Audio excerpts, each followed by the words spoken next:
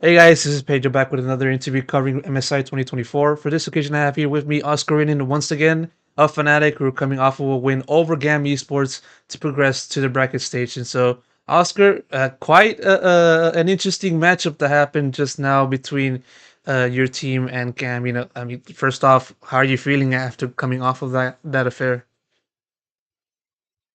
Um, I mean, I'm happy to obviously win, but it was not our cleanest game. So I'm happy to win, but not really happy with the performance, I would say.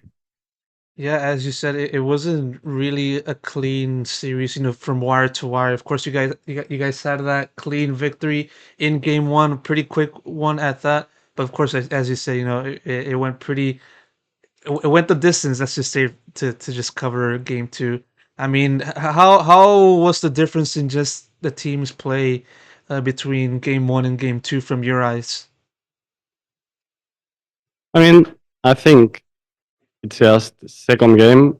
I feel like we had a decent advantage in mid game, but then we started playing fights pretty bad. I think our comp is harder to execute than the first one, but and obviously they have the combo of Nocturne Oriana, which is pretty easy and you don't have to think a lot, like if you are rolling a bit, like they will punish you. And I think we were playing fights too fast and we started like losing them like two or three in a row maybe.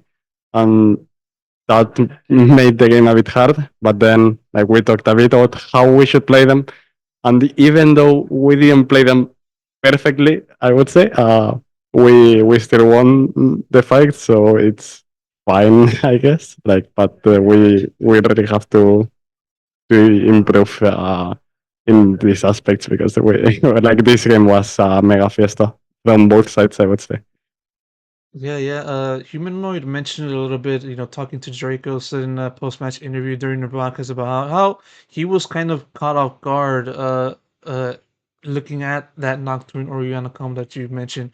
Do you also feel like similar to that? Were you also like kind of surprised slash caught off guard just to take on that kind of combination from Gam?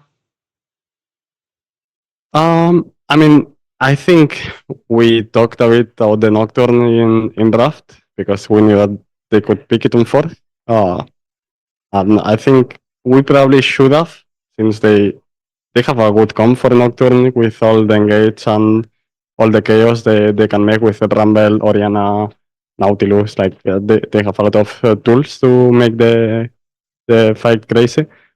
Uh, I think we were not expecting the Oriana Nocturne combo, but we were expecting something like that, I would say. So yeah, I mean, I think we should have probably respected it and banned it, I guess. For sure, for sure. And yeah, it's not the first time that you guys took on Gam. Of course, you guys took them down earlier on in the playing stage. How have you viewed the difference in just taking them on as an opponent? What kind of difficulties did they show for this encounter that was different from how it was in the first match? I think in the first match, like they were not really aggressive, I would say. I think they were not confident, probably. And I think in the second series, at least in the second game, mostly, I think they were fighting a lot and looking for opportunities to do something. So yeah, I think they just had more confidence after winning one series, I guess, and they played pretty aggressive, which is good. They didn't think about pulling the trigger, and yeah, it was good. Yeah, and as a result of this series that you guys are now on to the bracket stage, and yeah, like it's interesting, looking at your trajectory. I already asked you after the finals in the LEC about your expectations for this coming into this MSI. And now having played a few matches, having now finally gained a few best of threes under your belt, how have you viewed your experience now in MSI? What do you think has been the biggest adjustments that you had to make while being in China, just taking part and just facing up against the world's best teams? Mm, I mean, me personally, or as a team, like Uh, for mostly you personally, if you want to talk about the team, but go ahead. I mean, I think I I am trying to watch a lot of gameplays of the other top laners in general to see how they play and yeah, improve my laning phase. I think laning phase is pretty important to not get smashed against Asian top laners because I think they are really good. So I want to match their laning phase and try to be aggressive and yeah, like match their playstyle in general. And I uh, I think also improving my mid game in general. Like I think yeah, I'm just watching out of bots right now. Our of the best top laners in the world. You had a chance to take on 369 in of top esports, in the advancement first advancement match of your respective group. Talk to me about that experience. What was it like just taking him on in particular? I mean, I feel like he was obviously good, but I didn't feel like he was super insane. I think he didn't maybe have his best day, or maybe I'm just really good. I don't know. I mean, he also said that he didn't really play well or that he was not happy with his performance in another interview. So, yeah, I mean, I'm not sure. I would need to play him again. I think one series don't really make a player good or bad, but I think I was fine against him. Like, I think he was good, one not insane. How have you viewed your performance so far in this event? Talking a little bit more deeper into that aspect.